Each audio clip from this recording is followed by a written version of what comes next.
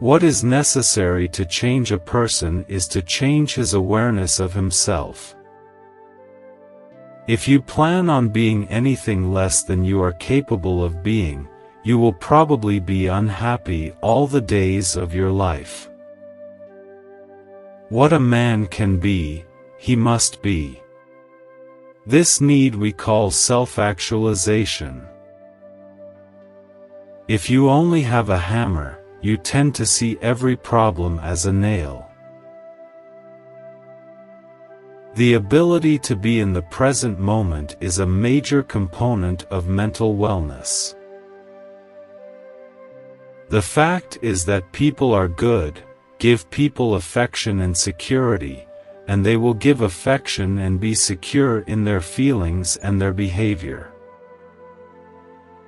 A musician must make music, an artist must paint, a poet must write, if he is to be ultimately at peace with himself.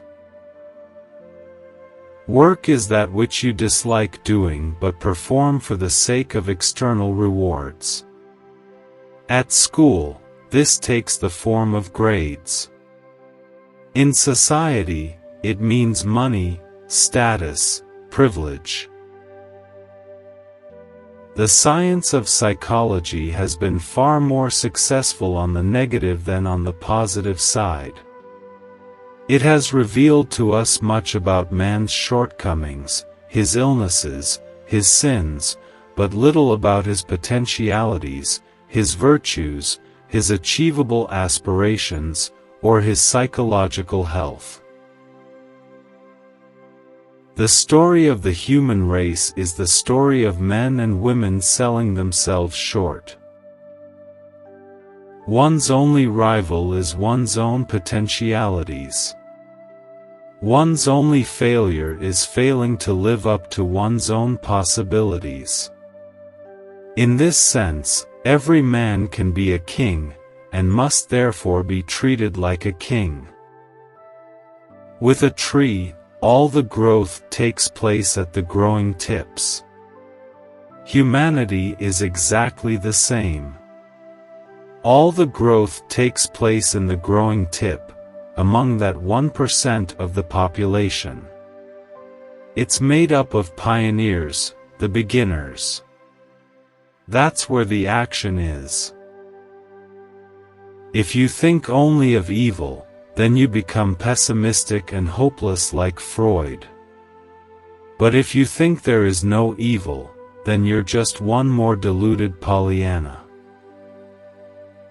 Rioting is a childish way of trying to be a man, but it takes time to rise out of the hell of hatred and frustration and accept that to be a man you don't have to riot.